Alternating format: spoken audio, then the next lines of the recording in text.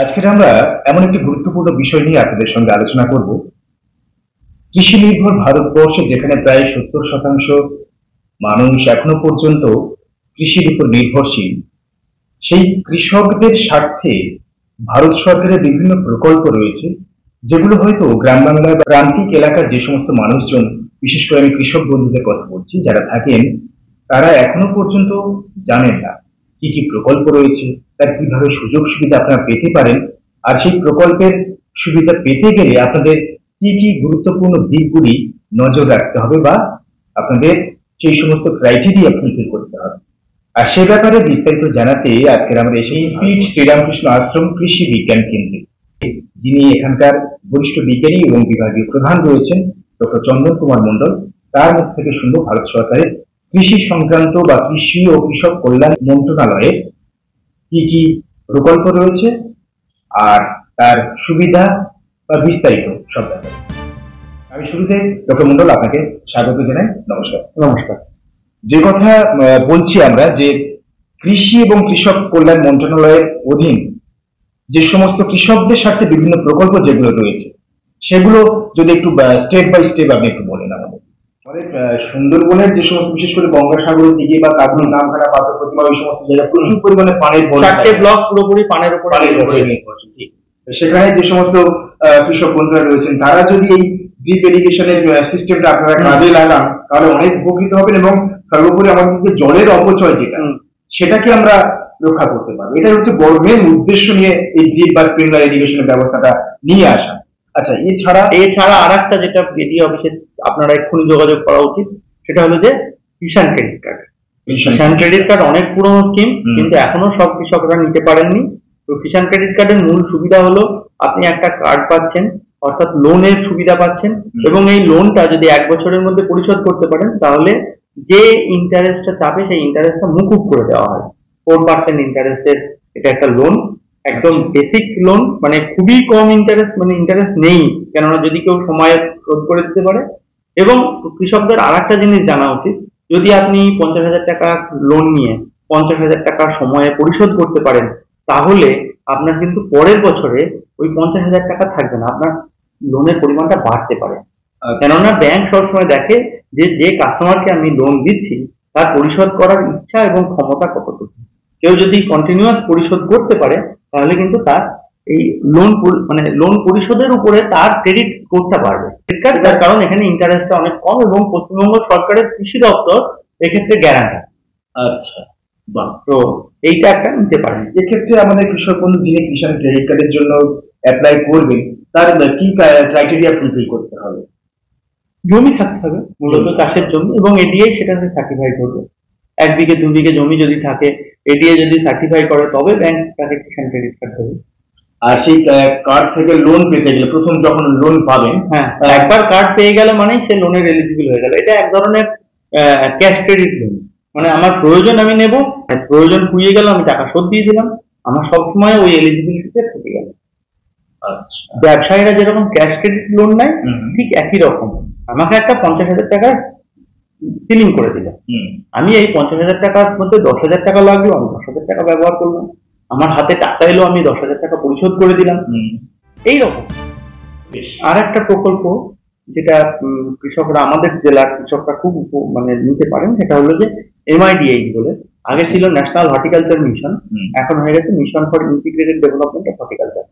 তো এই মিশনের আন্ডারে বড় প্রকল্প কিছু রয়েছে। বড় প্রকল্প হলো আপনি পলি হাউস তৈরি করবেন, শেড হাউস তৈরি করবেন, এই জাতীয় প্রকল্পের ক্ষেত্রে 50% সাবসিডিতে কৃষক কিন্তু নিতে পারে।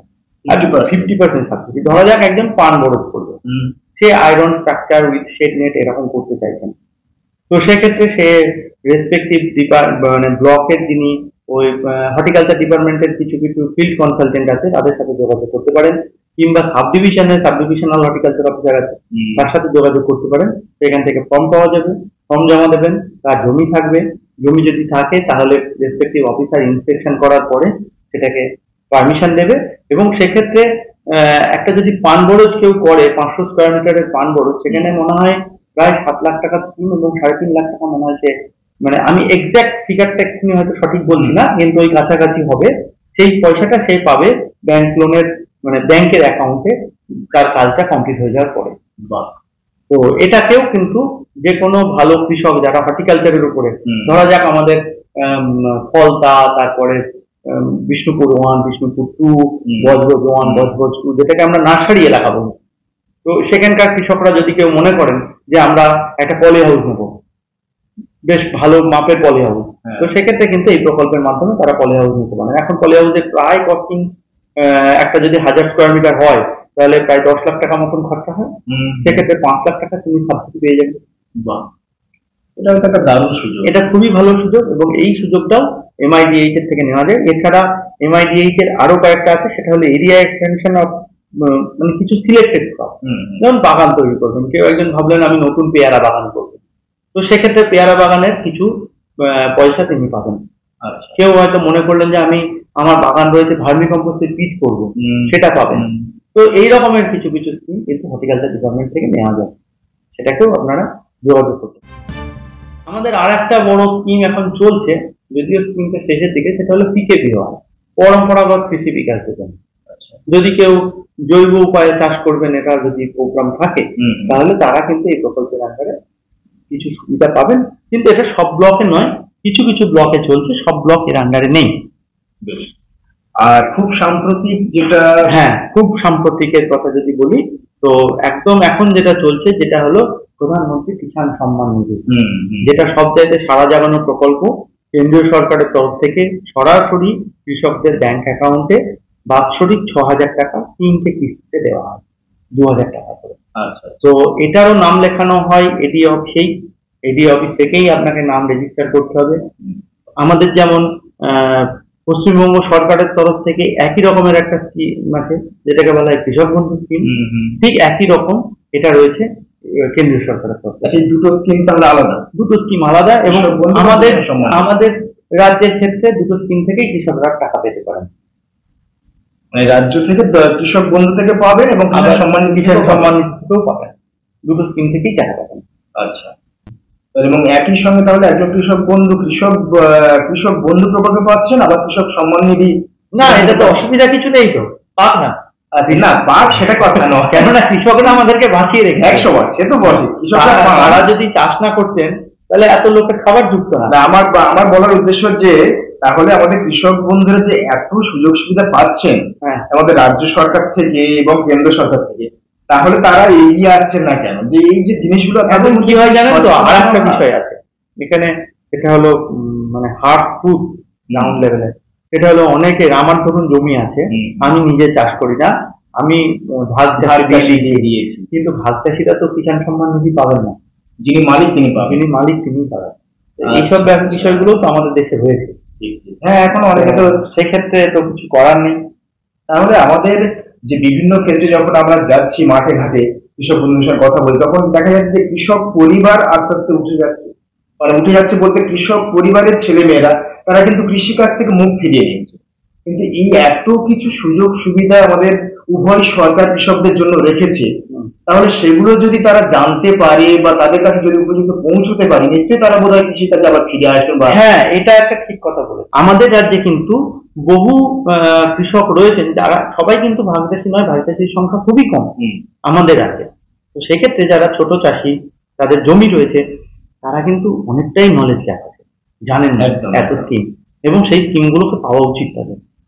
একটু শিক্ষিত হওয়া দরকার, আর নতুনদেরকে, যুবাদেরকে কিন্তু আমাদের এর ভিতরে একটু আনা দরকার।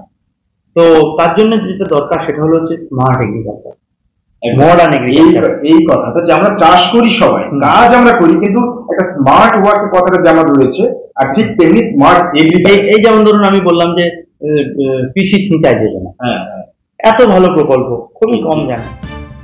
বাড়িতে বসে ইনকাম করার একটা সুযোগ এসেছে। এখন national bee and honey mission চলছে, মানে এপিকালচার।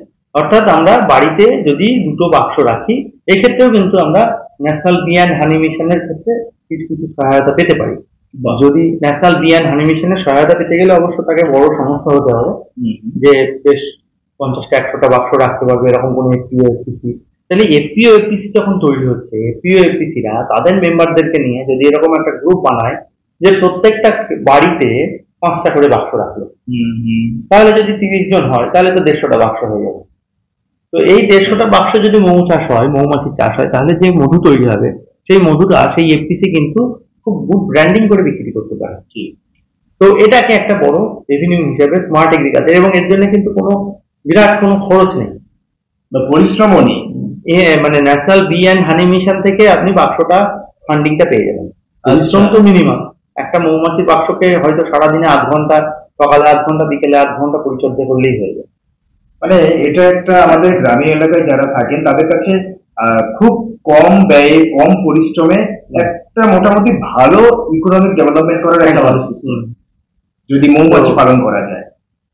একদম শেষে আমি আরেকটা বলি, আরেকটা স্কিম, সেটা হলো যে কৃষকদের মৃত্যুর পরে পশ্চিমবঙ্গ সরকারের কৃষি দপ্তর থেকে কিন্তু একটা করে বড় লামসাম মানি দেওয়ার একটা স্কিম রয়েছে।